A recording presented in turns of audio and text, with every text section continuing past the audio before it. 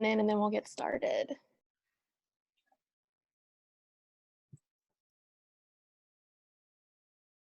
Cool. All right. Hi, everyone. It's so good to see your faces. I see so many familiar faces, but also new faces, which always makes me super happy. Thank you so much for joining us. I'm so excited about this webinar. We threw it together really quickly because obviously it's super timely, and DSMOG just released amazing research on this topic, and so we're super excited to have this conversation with y'all on COVID deniers, the overlap between climate denial and COVID misinformation. For those who aren't familiar, I'm Samantha Parsons. I'm the campaigns director at Uncoke My Campus. On the call today, we also have, honestly, I think the whole Uncoke team, Jasmine Banks, our executive director, Tempest Tuggle, our operations manager, Mo Banks, our digital communications associate, and Avatal Nathman, our media coordinator. And I'll pause in case anyone on the team has anything to say. Jasmine, did you want to say a few words? I can unmute you. Sorry, you're muted. Where are you? Oh my gosh, there's so many people. Okay, there we go.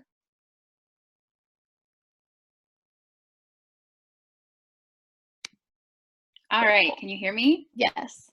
My name is Jasmine Banks. I'm the executive director of Uncoke My Campus. It is my pleasure to see all these beautiful faces today. We have been doing several of these webinars, and of course, as our world has been shifting and morphing, we are responding with more digital organizing tools and support. I want to say that we want to acknowledge what's happening in this moment. We can't continue with things as usual. Our world is suffering. Our communities and society is suffering. What we do know, though, is in moments like this, when fracturing is happening, our opposition like to come in and infiltrate deeper. And whenever the world is shifting around, we have an opportunity to affirm what was before and make it even more problematic, which our opposition does. Or we have an opportunity to use our collective power to urge ourselves and our communities into a different kind of world, a more just world. And so that's what these webinars are about. That's what the work that so many of you do and Uncoke does is about. It's about disrupting the machines that are trying to further oppression and to limit our democracy and to harm our communities, and use our collective power to transform the harm that is happening. And we're seeing so much harm happening around climate denial and misinformation, particularly around what's happening with COVID, the coronavirus pandemic that we're all in the middle of. And so I'm really, really proud of my staff and all of you organizers and academics and researchers and brilliant folks who are choosing in this moment to take your grief and the pain and suffering that we're all experiencing and use that to bend the moral arc of justice toward a more deeply equitable, transparent, and honest world. So thank you and welcome, and I'll turn it back over to my staff. Thanks, Jazz. So yeah, as Jasmine said, we've been doing a few of these webinars. This is really the second one in a series about climate denial and misinformation. Last Monday, we did do a webinar specifically on the Koch networks, amplification, and how they're behind the climate denial machine that's been running for decades now. And so many people on that webinar wanted to know more about how that intersects with COVID-19 misinformation. And then I saw that DSMOG had released a series just on that topic. And so that is what we're doing today, is we're going to dig deeper into the overlaps between climate denial and COVID-19 denial and misinformation. To help us do that, we have Brendan and Steve from DSMOG. DSMOG is the world's #1 source for accurate, fact-based information regarding global warming misinformation campaigns. Their research has been cited in many well-known media outlets. And I really encourage everyone to use their website as a resource. Hopefully at the end of the webinar or throughout the presentation, either Brendan or Steve can do a quick screen share of your website and talk a little bit about the resources y'all have, because I know I lean on the resources DSMOG produces regularly. It's an incredible resource for organizers. Before we get started, I'm going to say that we are going to go through this presentation in full and take questions at the end. So everyone who isn't a co-host is muted at the moment. Please stay muted to respect our facilitators. If you do have a question or a comment, there is a chat feature if you're using your phone or your desktop to engage in this conversation. So you can use the chat feature to make a comment or ask a question. Our webinar last week was full of engagement, and I get really excited when y'all are engaged in the chat box. So please feel free to use that. Yeah, I think that's everything I wanted to cover, and I'll go ahead and hand it over to Brendan if you want to do a little bit more of an intro and then jump in.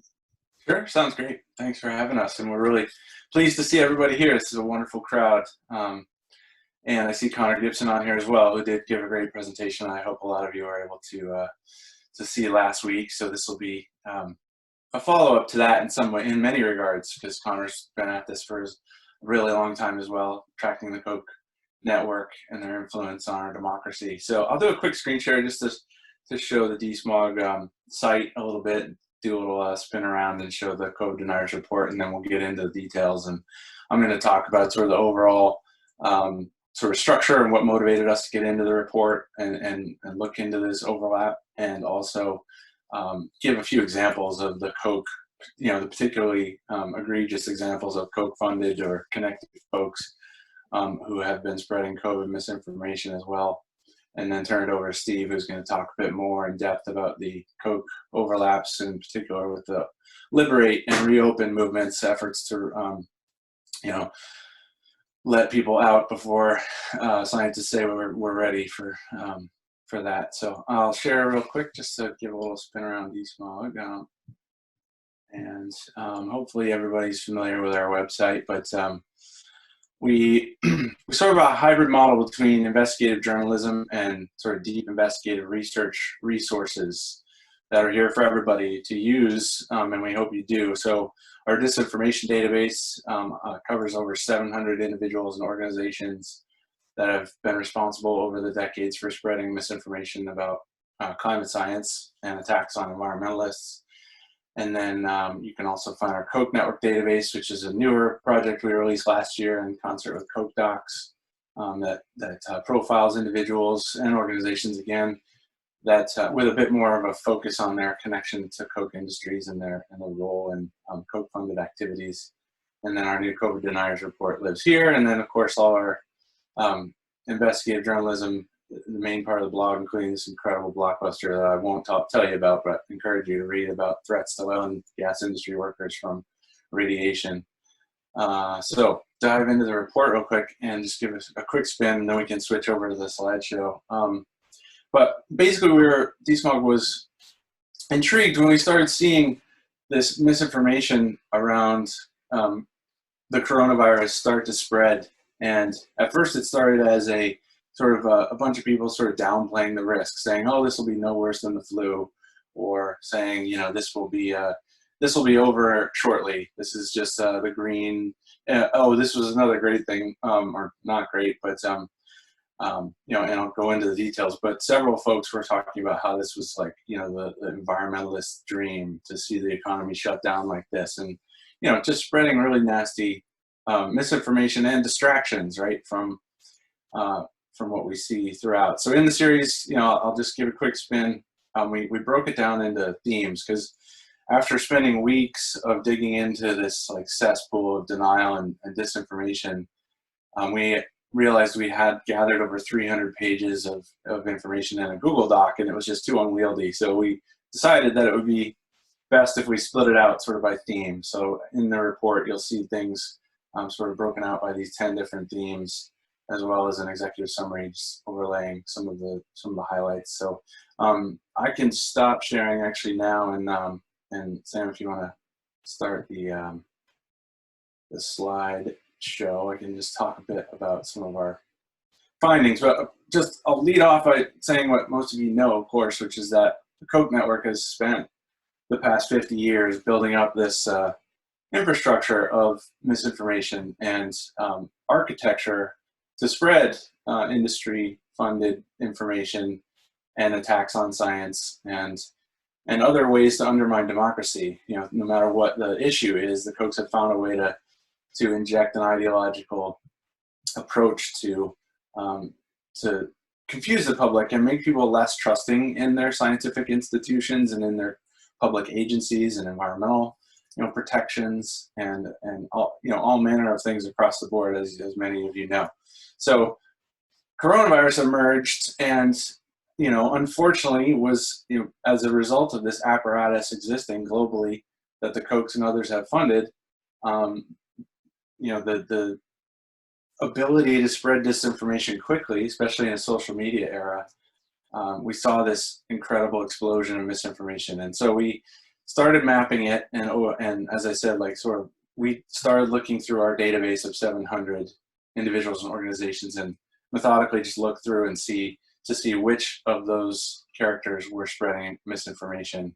And of course, lo and behold, quickly discovered that a lot of the usual suspects attacking climate science have been jumping on board and overnight becoming pandemic experts, of course, and claiming credibility on this issue. So if you go to the next slide, our first some of the earliest voices were coming out of the, some of the corners we're used to seeing from the Heartland Institute and others. We saw this, the government should be doing little or next to nothing, essentially undermining public confidence in the government's ability to solve this problem, and suggesting that that there was even a conspiracy to, shut down the economy, as I mentioned earlier. So this guy, Richard Ebeling, who's this was cross-posted on the Heartland Institute website, but this was a common refrain we saw early and often. And he said the problem is a social and a medical one, not a political one.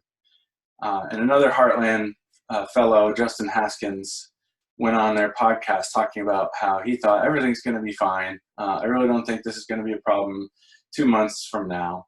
And it's interesting to note because Heartland Institute's one of the groups that's too toxic for the Kochs to even fund anymore.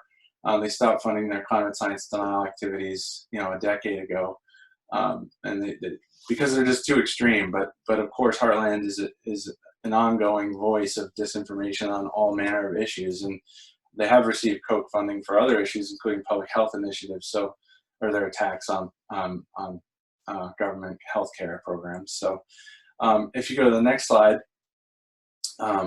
we also saw this group. I should also say I didn't show on our tour of DSMOG's website, but we also have a separate website for the United Kingdom, dsmog.co.uk, which also tracks how the Koch network and climate disinformation travels in the UK media, and of course that led to Brexit and all the problems over there.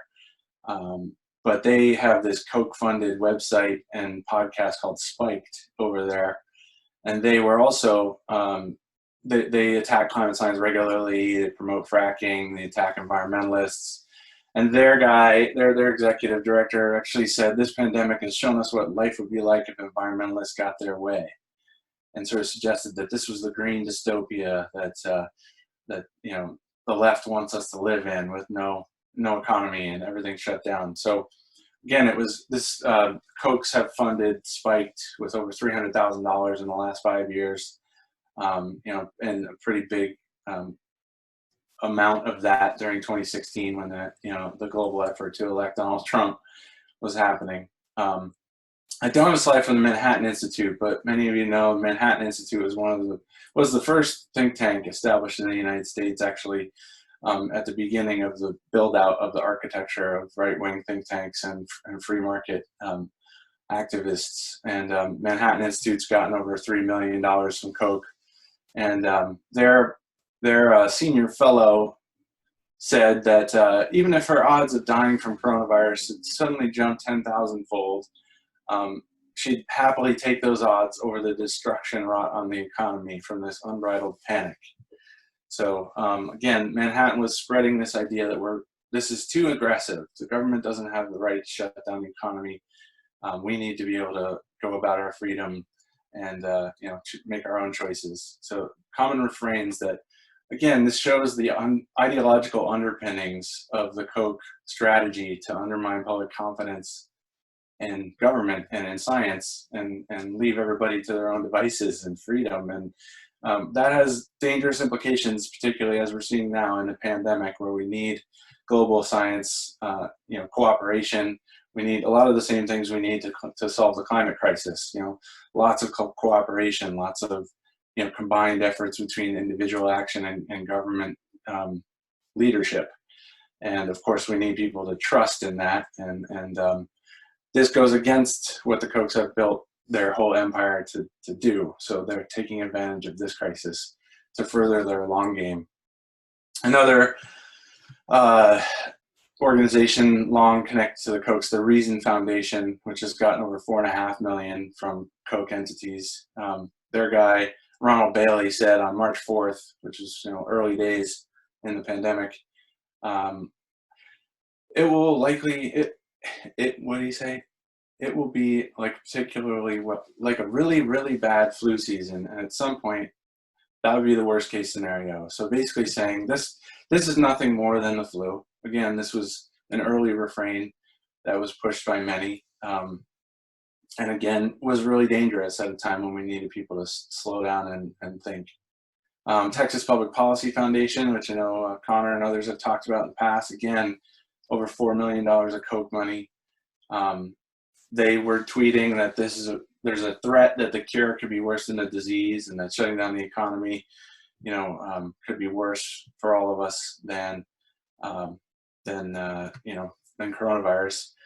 Competitive Enterprise Institute, which many of you know as well, they've continued their campaign of their hashtag Never Needed, their attack on regulations, basically saying, cheering on the repeal and shutdown of environmental agencies and enforcement, and saying we never needed these regulations in the first place. So this will show everybody that by repealing these during this crisis, you'll see that we never needed this kind of overlook. So, and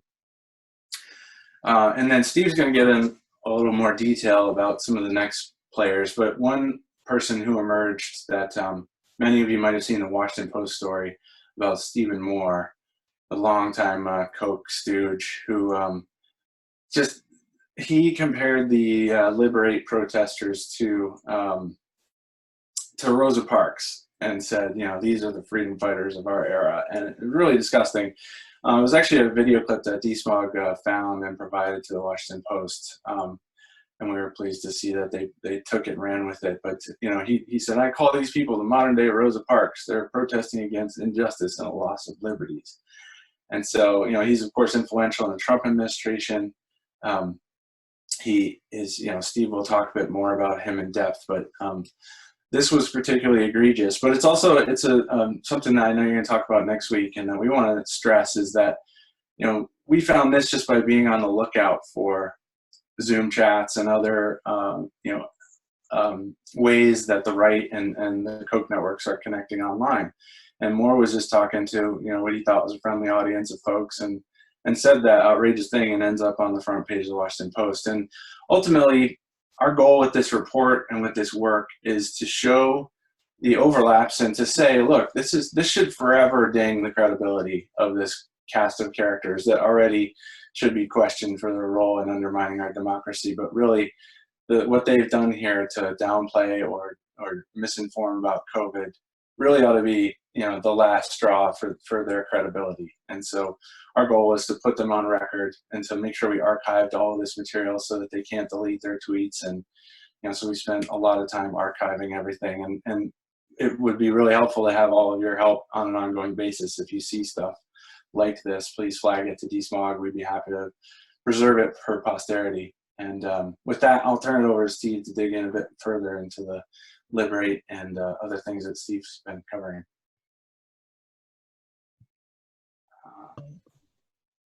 Want to make sure. Can you guys hear me? All right. Awesome. You can hear me, right? I just want to make sure. Okay. Great. I'm going to share my screen. Thanks for having me. And yeah, thanks for kicking it off, Brendan. I'm going to share this presentation that I made on some of the roots of the quote unquote Liberate movement. Let's see, share. Hope I get this right. Can you see a presentation? See the slideshow. Okay, great. So last question. How do I stream the show so you see it on my whole screen? Just does anyone have familiarity with this? Otherwise, you might just have to see the slides as they appear. Yeah, if you Yeah. just press the present button in this Right. right-hand corner, The right corner. Yeah, you were just on. the present, yeah. Present. Sorry, It was, everyone. it was right beside the yellow share button. Yellow share. Upper right. Upper right. Oh, present. There we go. Yeah, Thanks, guys. Sorry. no problem. Thank you. Okay, sorry. I haven't done one of these kind of presentations for a while on PowerPoint. It's been many years, but yeah, thanks for having me, everyone. And yeah, so as Brendan had mentioned in his presentation, basically, I just want to explain the origins of this. Is just a single story that I did, but I think that it also hopefully presents a methodology for looking into these different protests that are popping up in states across the country and even localities around the country. Basically, the origins of this is there was a Washington Post story earlier in April that explained some of the groups that were meeting with Donald Trump to convince him to reopen or to push to reopen state economies. And, you know, a lot of the actors listed were ones I was familiar with just from following this network for many, many years. And yeah, Brendan had mentioned Stephen Moore. Other groups mentioned that were meeting with Trump were ALEC, I believe. Freedom Works was one of them, among others. Tea Party Patriots, I believe, was another one. So that kind of got me thinking once these protests started popping up just several days later. Like who's behind these protests? Why are they happening? And I don't want to take credit for breaking the story about the one in Michigan, which has got me thinking even more. But basically, the Michigan one, which I'll move on to. Well, actually, before I move on to that, just real quick, what I see basically as a trend is, as you see as in the title of this presentation, is we're really seeing like a reemergence of what we saw 10 years ago with the Tea Party movement, which is seemingly it's a mix of a grassroots movement driven by anger and real economic angst over what's happening with COVID-19, but channeled and pushed by big money groups which have their own agendas and that energy being co-opted. And I think that I just wanted to show a story that we did back in 2013.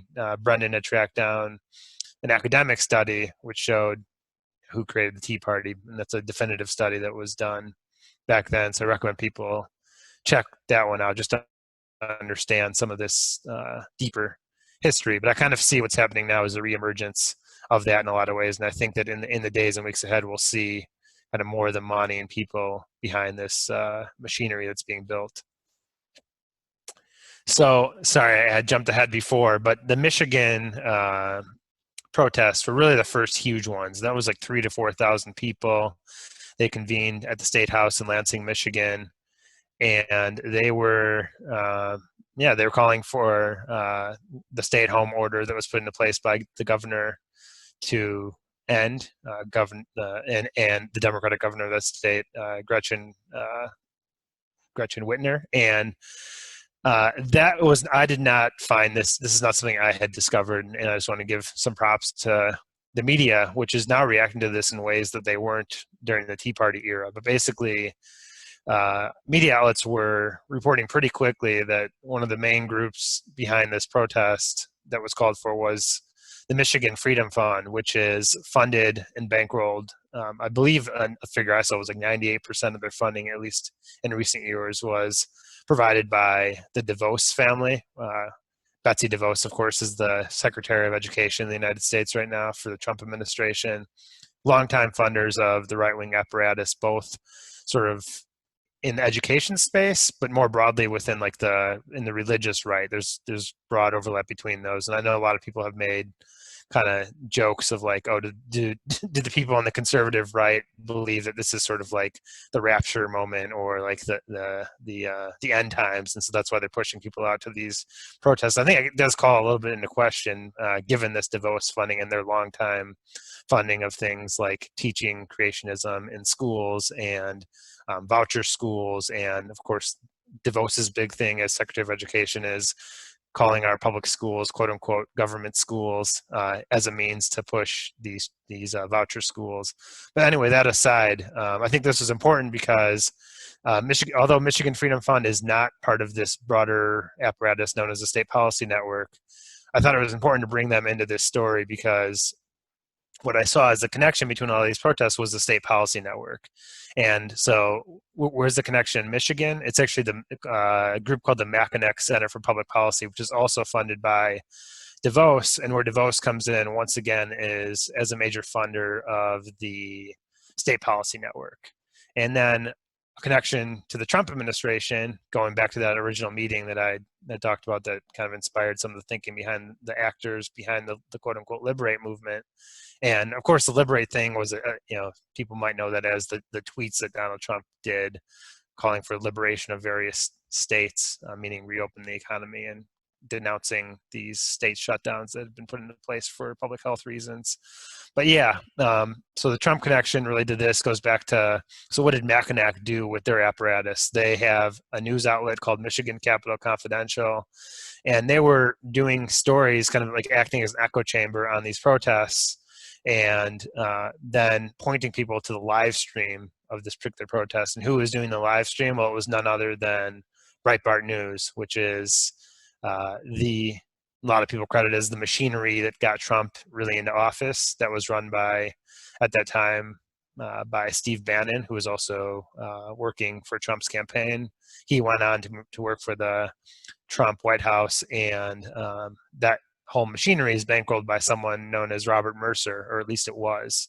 Robert Mercer's family foundation, called the Mercer Family Foundation, is a major funder to this day, I believe, unless it's ended. Brendan might be able to clarify that, but at least in the past decade-ish, they've been major funders of the climate denial machine as well, and they're less well known than the Koch brothers, although back when the Tea Party arose, the Koch brothers weren't as well known either. So the Mercers are more well known now because of the work of outlets like DSmog and others that in this space that are trying to make them more well known. But yeah, the Mercers are, of course, as I mentioned, they bankrolled Breitbart, but also they are funders of the same apparatus and major funders of the Heartland Institute in particular. And Heartland is an affiliate of the State Policy Network as well. And I'll talk more about who the State Policy Network is a little bit later on and how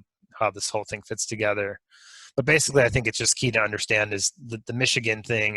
You can really see these deep connections with people tied to Trump and people tied to Michigan politics for a long time. Like the DeVos family has been involved in right-wing politics in Michigan for decades on various causes, including anti-union stuff, which I didn't mention before, anti-public schools, and of course, through their political contributions, financing candidates who deny climate change as well.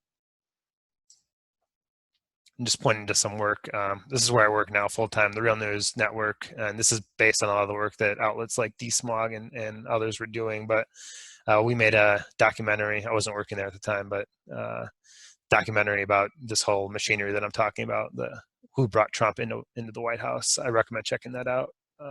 That's the title of it, and it's about a 30-minute overview of what brought Trump and Bannon into the White House, the Mercer machinery. So State Policy Network. So it's not just Mackinac. There's two other states that I covered in my piece that were having these same type of reopen protests. They were Idaho and North Carolina, and Idaho's group is called the Idaho Freedom Foundation. Their protest was called Disobey Idaho. It took place just a couple days after Michigan. Then North Carolina's was right around that same time as well, within like a day or two. It was on the weekend. The other ones were during the week. And the connection is that they're both, so Idaho Freedom Foundation and then something called the Civitas Institute. These differ in certain ways, and I think it's important to explain. So Idaho Freedom Foundation also directly was calling for this protest, kind of like the Michigan Freedom Fund, whereas Civitas was not quite like organizing the thing, but once they were like, I think, creating momentum for it through their main bankroller, is a guy by the name of Bob Luddy, who was writing various articles, blog posts, that kind of thing, making a lot of the same type of arguments that Brendan had laid out about how this echo chamber is talking about COVID and downplaying the public health concerns and saying that is the cure worse than the disease, that kind of thing. So Civitas was not calling for it directly, whereas what I'll get into in a second is, and as you can see by this logo, Idaho Freedom Foundation was very much calling for this kind of protest, using even some of the that snake is actually kind of similar to the Tea Party insignia from a decade ago.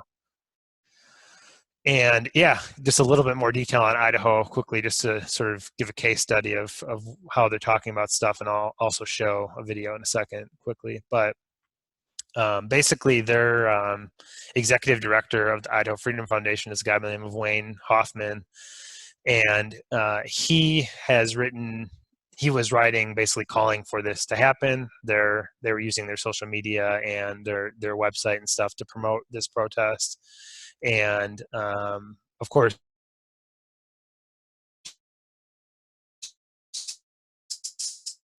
there as well, the people who are calling for this these liberate protests to happen are also climate change deniers.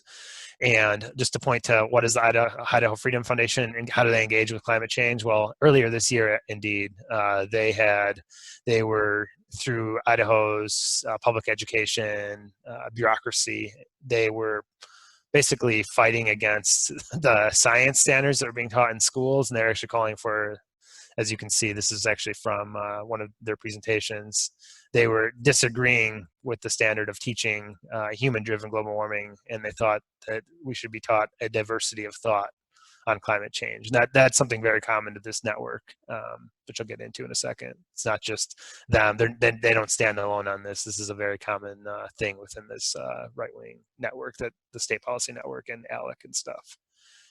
And then, yeah, just the other common refrain is that I've seen emerge is this rhetoric of freedom. Some of it is kind of like cloaked xenophobia as well. Like if you look at what Wayne Hoffman said here in his blog post, which was the day before the big protest there, he said, "This is not communist China. Don't snitch on people for going to work and getting back a sense of normalcy, support their efforts to provide for their families and the families of their employees," and then just various other things. It's very much like they're saying that what's happening right now is very much a crackdown on freedom and of liberty to do whatever you want, no matter what the public health the public health implications of that action might be. They don't really talk about what the real implications are. They downplay that when they discuss it. It's just sort of an afterthought. And this is Bob Luddy, kind of that same sort of thing. Like he says, in the 200 years of its existence, the American Republic has never shut down our economy based on any real or perceived threats. It's time to return to common sense to solve problems, not for central planning and groupthink. And then blah blah blah blah blah. Basically, I mean, this is what they do. They kind of push the concerns to the side. They downplay them, and they just sort of just talk about threats to liberty. This is quickly, just for those who haven't seen it, there's a really good article on some of this playbook that was done by Dana Nuccitelli for Yale Climate Connections, pointing to the parallels between how COVID is being talked about and how climate change was talked about, the various stages of denial. And I think that where we are now is very much with this Liberate movement is kind of I see it mostly as stage 4 or stage 5, in that it's the solutions are too costly or it's too late. It's a mix of those two. But of course, probably a lot of those people and those leaders earlier on were probably denying that it was an issue at all, and not really paying attention to it as it swept across the rest of the world. And then I just want to explain quickly, like, who is the State Policy Network and why do they matter? Because they're central to all of this, and that they are, and what do they believe about climate change? So this is a quote about what they believe in climate change. This is from 2010, but basically they said, and this used to be, and probably still is in some corners, a common refrain about climate change. It's saying that the planet is not warming; it's actually cooling, and so. and climate change as like a mechanism for regulatory control, as like a Trojan horse, if you will. That's sort of how they were talking about it. But then who are they politically? They are, and I'll get to the slide in a second. ALEC is very, I kind of skipped the order here, but this is the slide I want to be on. I'll go back. So who are they politically? Actually, what I discovered back in 2013 is that State Policy Network was actually a creation of ALEC, literally created by and run at that time, back in 1986, by the executive director of ALEC at the time, a woman by the name of Constance Campanella. And I got this from digging through the tobacco archives, and there's a report that came out back in 1991 that explains some of this. It was a special edition that they did, kind of chronicling the right-wing conservative think tanks that were arising at that time, and they did a whole feature piece on the State Policy Network, which was then called the Madison Group. And as you'll see, they were comparing the State Policy Network to the Heritage Foundation, which is the main think tank since the 1970s of the right wing, which emerged alongside ALEC at that time. And ALEC, I'm sure most of you are familiar with, but they are a vestige for decades now that produces model legislation for mostly Republican Party state legislators, and a key hub of climate denial, a key hub of pro-fossil fuel legislation, that kind of thing. And so I think it's just important to tie in because the way I see them is they're kind of one and the same. Basically, SPN is, in many ways, not only, but in many ways serves as a messaging force for what ALEC does. And there's a interesting quote that I found in that same report that I'll point to here, which I don't have the screenshot of it, but this quote here: the role of think tanks is not intellectual so much as political in nature, and they focus on fiscal issues and have adopted a pragmatic style, stressing their bipartisanship. Well, first of all, they're not all that bipartisan, but I think the more important point was that first quote is that, and this is back in the day when there was a huge spotlight on State Policy Network back 2012, 2013.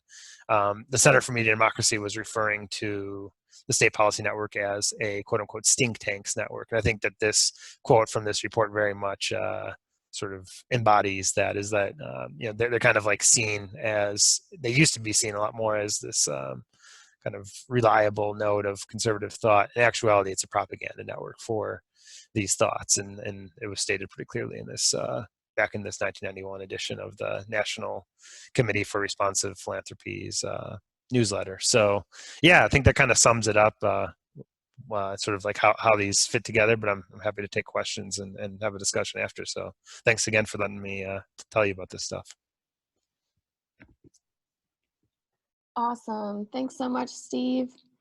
All right, so now that Brendan and Steve have walked us through and gotten us agitated and frustrated about all of this, I'm going to share my screen real quick so that we can discuss actions we can all take to protect our climate and protect our communities, because this wouldn't be an organizing call, right, if we didn't talk about taking action.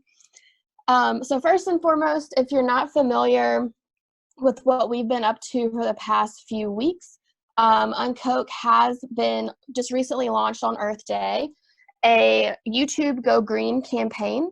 This campaign is specifically looking at disrupting climate denial.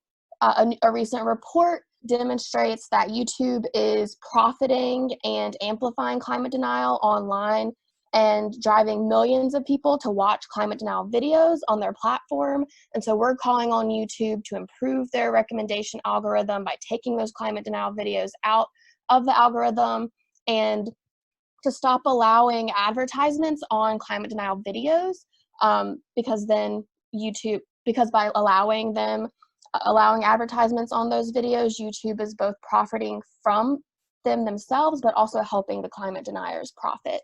And so we're working to disrupt climate denial through this new campaign against YouTube. So if you haven't already, please sign our action calling on YouTube to change its recommendation algorithm and endorse our campaign if you're attending this as a member or representative of an organization, whether that's local, state, or national. After this webinar, I will definitely be sending out an email with links to these action pages so you can take action. Another really important role that everyone on this call can play is writing your governor. So the governors around the state are seeing these reopen protests. They're hearing a lot of agitated people worried about the economy and using a lot of this misinformation that we just discussed to advocate to reopen their communities much sooner than as recommended by medical professionals. And so on COVE, we are going to help make this easy for you by launching a digital letter writing campaign. It's really critical that our governors across the country are aware that the public knows that these demands to reopen our economies early is a result of this misinformation campaign, and it's being amplified by these dark money organizations. It's really critical that our representatives know the public is aware of who's behind all of this, and so that they can take that into account when they make their decisions to reopen their economy. So that will also be in our follow-up email, so you can start sending your letters in digitally from the safety of your home if you're privileged enough to be able to stay at home right now. The third thing that we'll ask, and this is really geared towards a lot of questions that I saw pop up in the chat box, is it's really critical to make your voice heard. Everyone, by attending this webinar, you now have really amazing resources to disrupt misinformation. So if there are protests to reopen the economy happening in your community, if you see some of this misinformation that Steve and Brendan covered being reprinted by your local news outlets, this is an opportunity for you to either respond by pitching reporters with this information that DSMOG has helped gather so that you can disrupt that locally, or also writing an op-ed yourself. You're now an expert on this issue. There are incredible resources out there, thanks to DSMOG, to help you make your case for why these reopen protests are, one, highly problematic and informed with misinformation, and two, connected to dark money groups that have a very specific interest in reopening the economy despite the harms it'll have to our communities. And that is an amazing opportunity for you now that you've attended this webinar and now that you can review DSMOG's reporting to have your voice heard and push back locally. Also, it's an opportunity to inform others in your community, and by writing an op-ed, you can do that. And we have an incredible media coordinator on our staff at UnCoke, so if you want help getting your voice heard locally, disrupting some of this misinformation in the news locally, we're here to help you do that. And then last but not least, we want you to come back next week. So we're going to continue this webinar series with an amazing conversation and workshop facilitated by Dr. John Cook. Dr. Cook is a professor at the Center for Climate Change Communication at George Mason University, and John is going to walk us through best practices for actually debunking myths, as well as reviewing some of the common missteps we often make when we're trying to change someone's mind. And so this webinar will be more of a skill building webinar to help you should you get into a Facebook debate with your family over some of this misinformation, or you want to start framing what you learned today and using what you learned today confidently and effectively to help change people's minds who might be believing or getting confused by the amount of misinformation that's out there. I don't have a slide for this one, but I will also repeat what Brendan or Steve, I'm sorry, I can't remember which one of you mentioned this, but I will also encourage you to, if you see some of this misinformation yourselves, send it to Brendan and Steve. Let them know about it so they can include it in their next report, and also send it to us. This is an opportunity if you find something new. Our media coordinator can also help you in partnership with DSMOG to maybe get a local news story out of it, because something that has really helped propel the Coke network forward, right, has been their strategic and very effective effort to really mainstream their ideas in the media because they have so many people on the same page via these state policy network groups and the staff at all of these Koch-funded think tanks pushing the same information locally and in their states. But that's also powerful and an opportunity for us to do that. Like every person on this call has the power to do that as well, because you're now informed, you now have all the data, and you can make your voice heard and push back on this misinformation locally. So I will be following up in an email with all the links to help do that. As I said, we have, if you email media@uncoachmycampus.org, it'll help you get connected to Avi, who can help you write op-eds if you want to push back on this locally. And that's a wrap for me. I don't know if Steve or Brendan, if y'all have any other action items or next steps. But from now, we can pause and open it for questions. Cool. Tempest, can we unmute folks?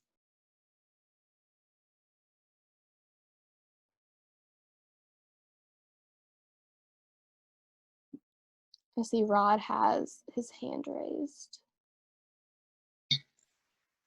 Rod, you are unmuted.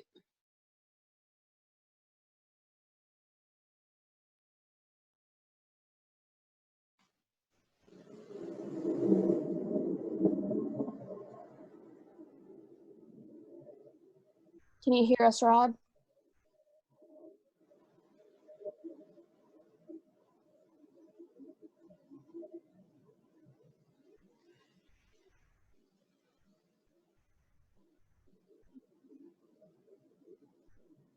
All right. If it's not working, if we're not able to hear you, you can also post your question in the chat box. We can come back to Rod, maybe Tempest. All right, Mike, you are unmuted. Okay, thank you. Yeah, I just had a quick question. I was doing some surfing while this was going on, and I'm finding that the stinktanks.org website appears to be inaccessible, at least from Google search, unless you have a password. Any idea why that is? I do not have any idea, but that's a good question. I think that if you're interested, maybe one of the things you could do is search that on web.archive.org just to see what it looked like back sort of during that era that I was talking about. The website was mostly like during the 2013-ish period, so it just the campaign might have ended. They might have taken the website down, but maybe check it out on there. Otherwise, I would say maybe figure out a way to touch base, and I can put you in touch with the right people to see if you can see some of those resources. Okay, so what you're saying is it's most likely not in existence anymore? Because they sounded like they were doing some very good work. Yeah, most likely it's well, yeah, that campaign in particular, which was run by the Center for Media Democracy, they may have just retired the site. They're still doing a lot of this important work, by the way, and you can check out their work at prwatch.org on a daily basis. But yeah, they just might have retired the site, but it's worth, if you want to see some of the old stuff, I would first check out the web.archive.org. Just put that same website in there and see if it pops up on there. Okay, yeah, thanks, Steve. No problem. All right, looks like we have a question from Nancy.